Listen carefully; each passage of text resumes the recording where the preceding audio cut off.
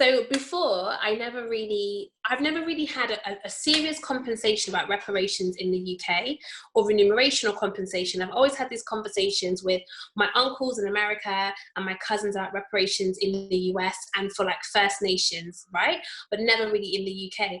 And I think the reason as to why, like my mum and I have had a conversation this very week about reparations, and I had a conversation with a really good friend of mine actually, who works in like a tax office, in a tax function, she works in a tax department, sorry, and she was saying, you know, the problem when we begin to have conversations is, one, how do we really calculate how much is owed? Who do we trust to govern the process? But more importantly and fundamentally, when reparations are given, actually there's always there's almost like like an undertone of, okay, well, here's your money now, to stop complaining, or you're now like almost like signing like an NDA, you're not allowed to complain anymore, or we're all on the same, like it's all on a like an even playing field. So now we've given you your money, so now you can expect to just act like the rest of us. I think that's maybe a reason why perhaps people are struggling to understand or have the conversation around, do we deserve to have reparations? Do we deserve to have financial compensation? Because I think there is something around, if they give us money, then does that mean that they buy our assets or buy our complicity? Complicity? Is that the right word, Lyndon? Yeah, I think if we were to get reparations, which there's such a small chance of that ever happening, if we did, I think there should be conditions that kind of force the UK, the US, and everybody else who's involved in it to really change the society that would have built with slavery.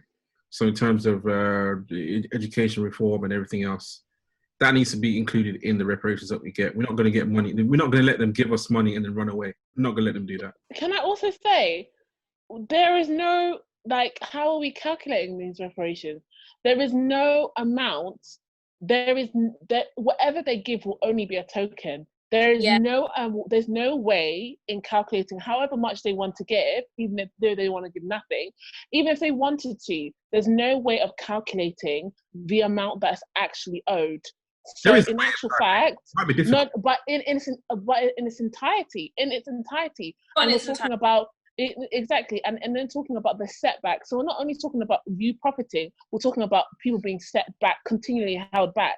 There's no way. So in my head, thinking about them that buying silence, what are you like? Even if they calculate it in its fullness, a lot of governments would not be able. You're already working in a deficit. Where are you getting the money? You're gonna go and ask the Rothschild family again to give you back the money that you've been giving them for so long, and then times it and then add it like that, where it would run a lot of countries bankrupt to pay what is actually owed. So to be honest with you, there's no amount, even if they try to give what they deem as generous, to the thought that it would buy silence is ludicrous to me.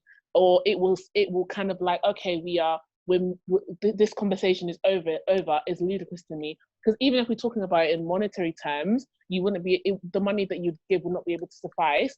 But let alone that, in every other institutional racism, an institution that continues to exist, but continues to hold back the community. What there's no, like, what part, like, even we're trying to be silent and we're going to pay, what part are we silent on everything? Like, to me, it just makes that is not even a question, right? There are a lot of things that can come of it if we're going to sit down, have a serious conversation of what are we going to do with this in terms of these reparations, right?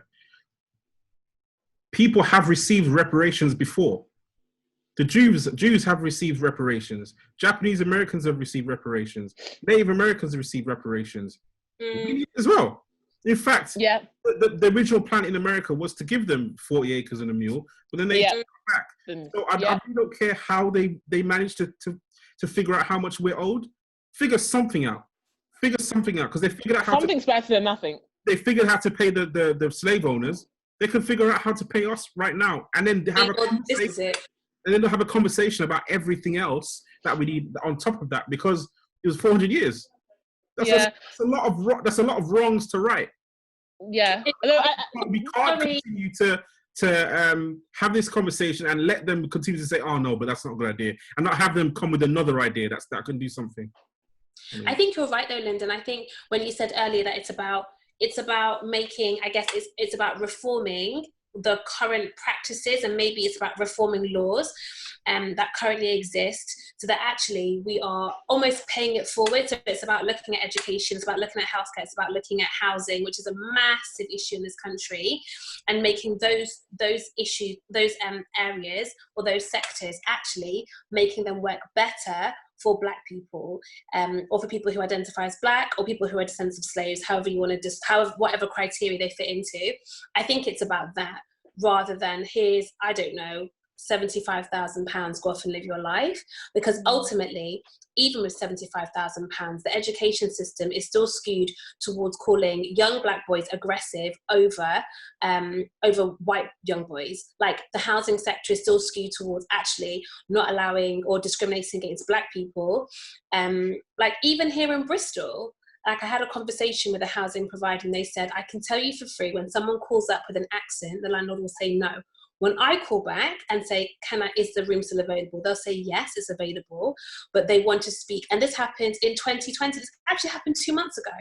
So there's so many areas where we are set back because of, like, just systemic and systematic racism. The only way, really, I guess, to have reparations is to address it in those areas. Mm-hmm. So slavery started when, in terms of British and Americans being involved in slavery, we're talking about 1619. But if we're talking the start of European conquest in the New World, we're talking from 1492. So there's quite a few different things you can kind of say. Okay. Sorry, my bad then. People have always said 400 years. So, no, because I said that in the last episode, and then I thought, oh wait, did I just get that wrong? Because I was saying 400 years, and then I thought, wait a minute, it's been 400 years since as well. And I thought they had mixed up. But yeah, basically, it's hard to figure out where to start measuring from, because it's so intricate now, because so much time has passed. So I feel like you're right, Lyndon, in saying that something needs to be given, reparations need to be given. But I think there needs to be an understanding on all, like, for all people, that actually what's given is just a token. And because of the time that has been left to pass, like the time that's passed, it's hard to figure out to calculate actually what is owed.